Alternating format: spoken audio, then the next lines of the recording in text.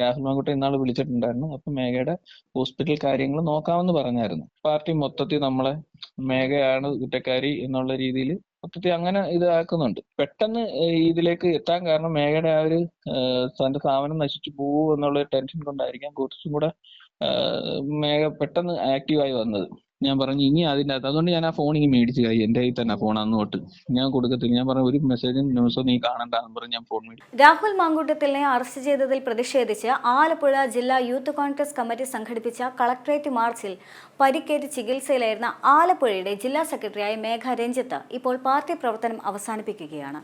പരിക്കേറ്റ ശേഷം പാർട്ടിയുടെ അവഗണന മൂലമാണ് ഇത്തരമൊരു തീരുമാനമെന്നാണ് മേഘയുടെ ഭർത്താവ് രഞ്ജിത്ത് M5 ന്യൂസിനോട് പറഞ്ഞത്.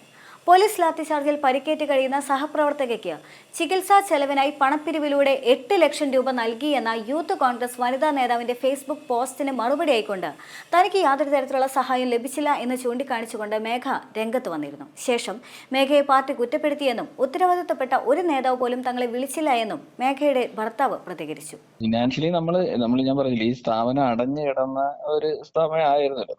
അപ്പൊ അതും അതിന്റെയൊക്കെ ഒരു ബാക്ക്ഗ്രൗണ്ട്, കാരണം ഞാനും ഫിനാൻഷ്യലി പെട്ട് നിൽക്കുന്ന സമയത്താണ് പിന്നെ മേഘ ഈ സ്ഥാപനം, ഞാൻ നേരത്തെ പറഞ്ഞിട്ടുള്ള ചാനൽ, ഇപ്പൊ ഈ മേഘ ഈ സ്ഥാപനം തുടങ്ങുന്നത്. പിന്നെ അതിനെ ഡിപ്പെൻഡ് ചെയ്തായിരുന്നു ഞങ്ങളുടെ കാര്യങ്ങൾ പോയിക്കൊണ്ടിരുന്നത്. പെട്ടെന്ന് സ്ഥാപനം അടഞ്ഞു കിടന്നപ്പോൾ ഉണ്ടായ ഒരു ബുദ്ധിമുട്ട്. പക്ഷെ ഇപ്പൊ അത് ഇപ്പം തന്നെ ആയാലും ഹോസ്പിറ്റൽ കേസൊക്കെ ആദ്യത്തെ പാർട്ടി സഹായിച്ച് കാര്യങ്ങൾ ഇങ്ങനെ മുന്നോട്ട് പോയിരുന്നു.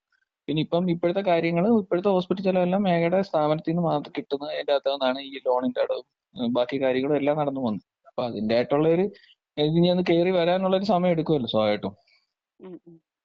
കാരണം ബിസിനസ് എല്ലാം ഡൗൺ ആയി പോയായിരുന്നു. കാരണം ബിസിനസ് നമ്മൾ സ്ഥാപനം അടഞ്ഞതിന്റെ പേര്, അടഞ്ഞില്ലെങ്കിലും ഒരു സ്റ്റാഫ് ഉണ്ടായിരുന്നു, പക്ഷെ എങ്കിൽ പോലും അവിടെ ബിസിനസ് താഴോട്ട് പോയിക്കൊണ്ടിരിക്കുകയായിരുന്നു. അപ്പൊ പിന്നീട് തിരിച്ച് ഞങ്ങൾ മേഘയ്ക്ക് വയ്യാതാണ്, എനിക്ക് തോന്നുന്നു മേഘ പകുതി പെട്ടെന്ന് ഇതിലേക്ക് എത്താൻ കാരണം മേഘയുടെ ആ ഒരു തന്റെ സ്ഥാപനം നശിച്ചു പോകുമോ എന്നുള്ള ടെൻഷൻ കൊണ്ടായിരിക്കാം കുറച്ചും കൂടെ മേഘ പെട്ടെന്ന് ആക്റ്റീവായി വന്നത്.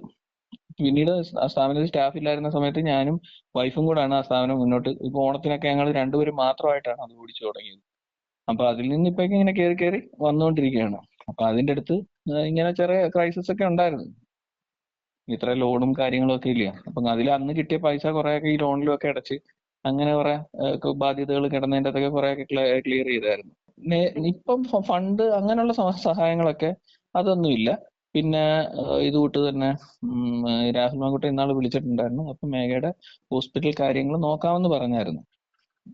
പിന്നീട് പിന്നെ വൈക്കത്ത് പോയി. പിന്നെ അതിനെക്കുറിച്ച് പിന്നീട് ഒരു ചർച്ച കാര്യങ്ങളോ ഒന്നും വന്നിട്ടില്ല. നമ്മളൊരു ആവശ്യം വരുന്ന കാരണം ന്യൂസ് അന്ന് ഒരു പ്രാവശ്യം എനിക്കൊന്ന് മറുനാടന്റെ ന്യൂസിൽ വന്ന സമയത്ത് പുള്ളിക്കാരൻ വിളിച്ചിട്ടുണ്ടായിരുന്നു. അപ്പൊ ഇതുകൂട്ട് മേഘയുടെ ഹോസ്പിറ്റൽ കാര്യങ്ങൾ നോക്കാം എന്ന് പറഞ്ഞിട്ടുണ്ടായിരുന്നു.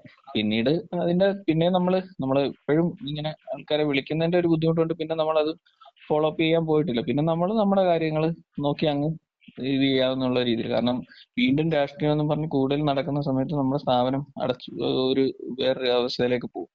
അപ്പൊ അതുകൊണ്ട് കൂടുതൽ അതിന്റെ കാര്യങ്ങൾ നോക്കി ആ ഒരു രീതിയിൽ അങ്ങ് പോട്ടെ എന്ന് വിചാരിച്ചു. ഇല്ലല്ല, അങ്ങനെ നമ്മളാരും, ഞാൻ പറഞ്ഞില്ലേ ആദ്യം തൊട്ടേ നമ്മളാരും നമ്മളെ സഹായിച്ചില്ലെന്നോ അല്ല ദ്രോഹിച്ചെന്നോ ഉള്ള രീതിയില്ല. പക്ഷെ ഇപ്പൊ ഈ ഒരു കമന്റ് ഇട്ട് അതിന്റെ ഒരു ന്യൂസ് ഉണ്ടായതിന് പുറമെ പിന്നെ പാർട്ടി മൊത്തത്തിൽ നമ്മളെ മേഘയാണ് കുറ്റക്കാരി എന്നുള്ള രീതിയിൽ മൊത്തത്തിൽ അങ്ങനെ ഇതാക്കുന്നുണ്ട്. ഇല്ല, അതിനെക്കുറിച്ചൊന്നും നമ്മളോട് ചോദിച്ചിട്ടില്ല.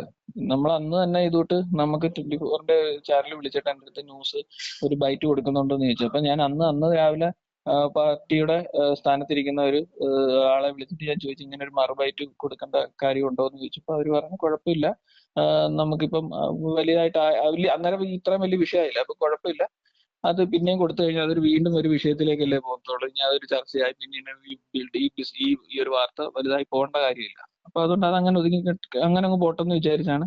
പക്ഷെ അന്നത്തെ വൈകുന്നേരം ആയപ്പോഴത്തേക്ക് ഈ ന്യൂസ് ഭയങ്കരമായി, മേഘയ്ക്കെതിരായിട്ടും കുറെ കാര്യങ്ങളായി, ഹരിതയ്ക്കെതിരായിട്ടും കുറെ കാര്യങ്ങളായി.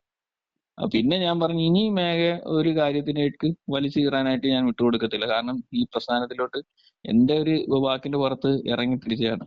അത് കാരണം ഇങ്ങനെയൊക്കെ ഉണ്ടായി. ഇനിയും അതിന്റെ അകത്തുനിന്ന് അവൾക്കൊരു മാനസികമായിട്ട് ഭയങ്കരമായിട്ടുള്ള ബുദ്ധിമുട്ടിലേക്ക് വന്നു. കാരണം വല്ലാത്ത അവസ്ഥയിലേക്ക്. അപ്പൊ എനിക്ക് തോന്നുന്നു പകുതി ഈ കാര്യങ്ങൾ ടെൻഷൻ ഓർത്തിട്ടായിരിക്കും ഇപ്പൊ തീരെ വയ്യാതായത്. അപ്പൊ അതുകൊണ്ട് ഞാൻ പറഞ്ഞു ഇനി അതിന്റെ അകത്ത്, അതുകൊണ്ട് ഞാൻ ആ ഫോൺ ഇനി മേടിച്ചു. എന്റെ കയ്യിൽ തന്നെ ഫോൺ അന്ന് തൊട്ട് ഞാൻ കൊടുക്കത്തില്ല. ഞാൻ പറഞ്ഞു ഒരു മെസ്സേജും ന്യൂസോ നീ കാണണ്ടെന്ന് പറഞ്ഞ് ഞാൻ ഫോൺ മേടിച്ചു. കാരണം പുള്ളിക്കാരി പെട്ടെന്ന് മാനസികമായിട്ട് തളർന്നു വന്ന ഒരാളാണ്. അപ്പൊ ഇനി അത് താങ്ങാൻ പറ്റത്തില്ല. അപ്പൊ അതുകൊണ്ട് തന്നെയാണ് നേരത്തെ തന്നെ നിങ്ങൾക്ക് അറിയാമായിരിക്കും, എന്തെങ്കിലും കാര്യം പറഞ്ഞ ആള് അന്നേരം തന്നെ സങ്കടം വന്ന് അന്നേരം തന്നെ കരയും തരിക. അപ്പൊ മാനസികമായിട്ടും വളരെ ഡൗൺ ആവുന്ന ഒരു ആളാണ്. അപ്പൊ അതുകൊണ്ട് തന്നെ അതുകൊണ്ടാണ് ആരുടെ കോൾ വന്നാലും ഞാൻ കൊടുക്കാതെ ഞാൻ ഫോൺ എടുത്ത് ഞാൻ വിളിക്കുന്നവരെ ഒരുവിധപ്പെട്ട എല്ലാവരും ഞാൻ കോൾ അറ്റൻഡ് ചെയ്യുന്നുണ്ട്.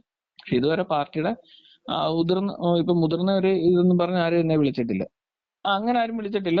ഈ കായംകുളത്തെ എനിക്കൊന്ന് ബ്ലോക്ക് പ്രസിഡന്റ് കായംകുളത്തെ അങ്ങനെ ഒന്ന് രണ്ട് പേരല്ലാതെ വേറെ ആരും അങ്ങനെ വലിയ സ്ഥാനത്തൊന്നും വിളിച്ചില്ല. എനിക്ക് തോന്നുന്നു അത് ഈ അഫ്സൽ എന്ന് പറയുന്ന പുള്ളിക്കാരനെ വിളിച്ചിട്ടുണ്ടാവാം.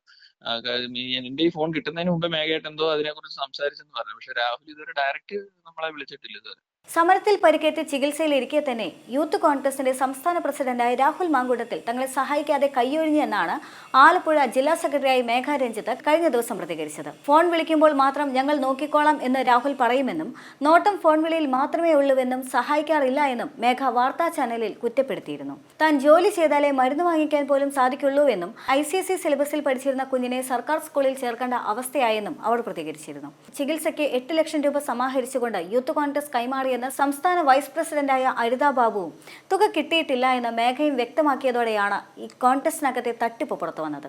യൂത്ത് കോൺഗ്രസ് സംസ്ഥാന അധ്യക്ഷനായ രാഹുൽ മാങ്കൂട്ടത്തിലിനെ വീട് കയറി അറസ്റ്റ് ചെയ്തതിൽ പ്രതിഷേധിച്ചുകൊണ്ട് 2024 ജനുവരി മാസം 15-ാം തീയതി ആലപ്പുഴ ജില്ലാ യൂത്ത് കോൺഗ്രസ് കമ്മിറ്റി സംഘടിപ്പിച്ച മാർച്ചിലായിരുന്നു അപകടമുണ്ടായത്. ശേഷം 2024 നടന്ന ഉപതെരഞ്ഞെടുപ്പിൽ രാഹുൽ മാങ്കൂട്ടത്തിൽ പാലക്കാട് MLA ആവുകയും ചെയ്തു.